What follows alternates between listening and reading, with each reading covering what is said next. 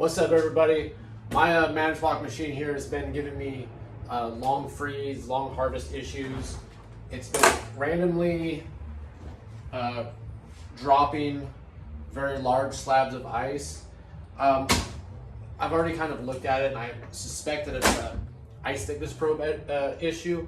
So I'm gonna open up the machine and I'm just gonna go through the ice thickness probe checking procedures, the scratch test, the testing the voltage from the control board portion of it. And then there's also like the harvest test where you turn the probe around backwards and remove the curtain and scratch on it and see what's going on. This might sound silly, but just make sure your ice thickness probe's actually installed correctly. There's a wire that kind of connects to the control board. You need to make sure that it's not tangled up, holding the ice thickness probe out of position. Should also make sure the gap between the face of the ice thickness probe and the evaporator is 9/32 or the size of a 7mm drill bit. So I think the very first thing you should do if you suspect you have a ice thickness probe error is just to inspect it. I actually have another ice thickness probe right here. Essentially, it's the same one that's in there, but what you want to do is you want to make sure that it's not damaged in any way, that it's not, the seal right here is not broken, that it's not bulging out, your wire is not loose and separating. If you shake it, you shouldn't really be able to hear anything. That's pretty much what the visual inspection looks like. And so now what we're gonna do is we're gonna show you what the scratch test looks like. Scratch test is pretty simple. You're pretty much just gonna use your touchpad, go down to your 100 and 120 hertz readings, and then you're gonna remove your water curtain and give the little nipple, I guess you would call it, on top of the ice thickness probe. You're just gonna wanna scratch that lightly, and these numbers should jump up at least 3,000 above wherever they are resting at. I went ahead and just opened up my machine, took the top panel off, took the side panel off, did take out my screw here just in preparation because I'm gonna be swapping this ice thickness probe out. Like I said, I kind of already know that it's bad just based off the symptoms that I've been getting, but I wanted to show you the difference between a successful scratch test and an unsuccessful scratch test. So this is the ice thickness probe that's been giving me issues, and I've already navigated, and I'll give you kind of a close-up view of how to get there. So from the off state, you're gonna hit the menu button, you're gonna scroll down to service, real-time data, time and temp, and then you're gonna scroll down to your 100 and 120 hertz, which is the reading that's supposed to be coming off your ice thickness probe. So you just scratch the nipple, and those numbers are supposed to jump up, and for whatever reason, they're not. And so now that it's kind of failed my scratch test, I know that this thing is bad, and I'm gonna go ahead and just swap it out. So let me show you how I'm gonna do that. So to swap this thing out, it's really easy. I've already got the panel open, the top off, the side off. I've already opened up my electrical compartment. Essentially what you're gonna do is you're gonna unplug this from the control board. You should probably go ahead and just unplug the machine as a precaution. You don't wanna get shocked. This is a 120 system, so that doesn't really feel good when you get shocked. And I had already kind of cut some zip ties as well. But there will be 1 or 2 zip ties you'll have to snip. Just be careful not to snip any wires that aren't supposed to be snipped. And then you're just gonna untangle your cable. And then that's out. You can set that off to the side. This is my replacement. And I'm gonna just put it back in reverse. There's a long side and a short side. You want to put the long side in first and then pinch these two ends together. So anyways, once you have this in place, you're going to want to make sure your gap is about 9/32. It's the size of a 7mm screwdriver, something like that. There's a little notch up here on top that your cable hangs down in. You want to make sure you press the wire down in there, that way it doesn't get pinched by the panels when you put the panels back on. And then you're going to route your wire down and in, and put the zip ties back that you took out. Plug this into the control board. That's basically it.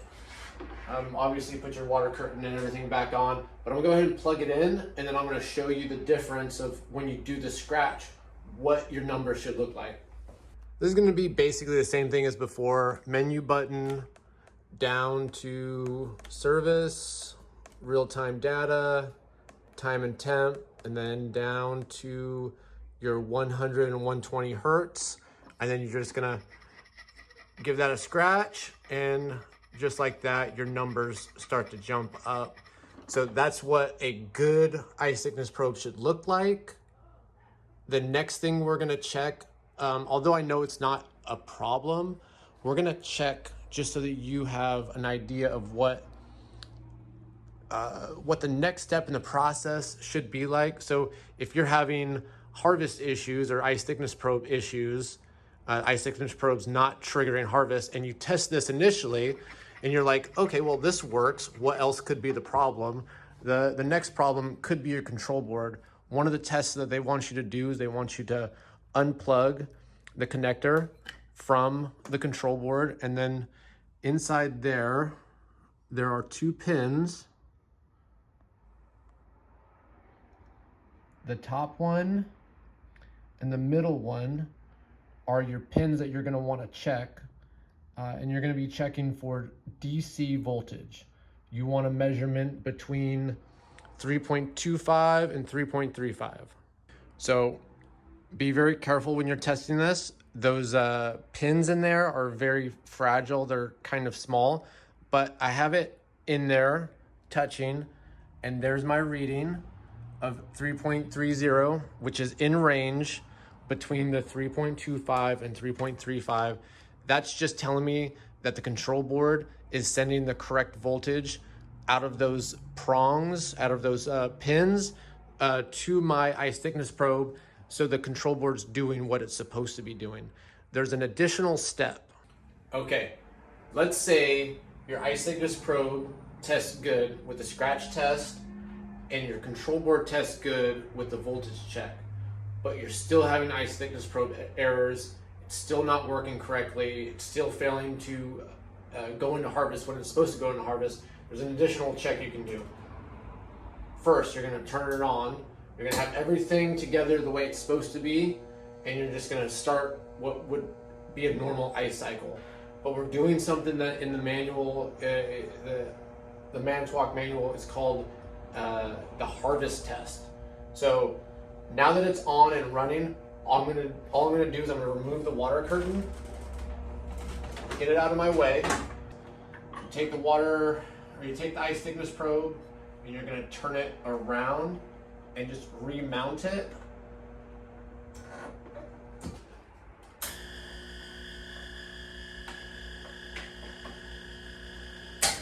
And then you're just gonna leave it like that. You have to wait until 6.5 minutes. That's just to get past the freeze time lock-in. After that 6.5 minutes has gone by, I'll show you what you're gonna do next. So it's probably been close to 6 minutes by now. I actually didn't set a timer, so hopefully it is. So on here, we're gonna scroll down to, let me start over for you. So we're gonna go menu button, down to service, and then we're gonna go down to real-time data, and we're gonna go to inputs, and then we're gonna go down to iSense. This one right here in the middle, iSense. When we perform our scratch test, that should go from no to yes, and then the machine should cycle into harvest. Okay, so you have to make sure that you performed your initial scratch test correctly and you tested your control board correctly. Otherwise, this doesn't matter. That won't go from no to yes, and you'll blame the control board when it might possibly be your eye thickness probe. So very important, do your scratch test correctly, otherwise you'll misdiagnose a control board. So, like before, you're just gonna scratch, and it takes maybe 9-10 seconds of doing this, maybe less, and that goes from no to yes. So that is a successful harvest test. That means your eye thickness probe is working correctly, your control board is working correctly. But if you were to scratch this, knowing that you have a good eye thickness probe, and this never went from no to yes, even though you tested your control board and you had the correct voltage at that connector, the black and white wires, even though you had the correct voltage, it would still be a bad control board. So, as I said, very important, do your checks properly and thoroughly, otherwise you would misdiagnose a control board. So that's eye thickness probe troubleshooting in a nutshell. Pretty easy, scratch test, control board test, harvest test. Everything tests good. It's not your eye thickness probe that's the issue. If one of those components tests bad or it fails the harvest test, then you know what to change. I appreciate y'all's support. Thank you for liking and subscribing. If I missed anything, please leave a comment. Let me know. I'm learning every day. I appreciate y'all's feedback. I'll see you guys next time.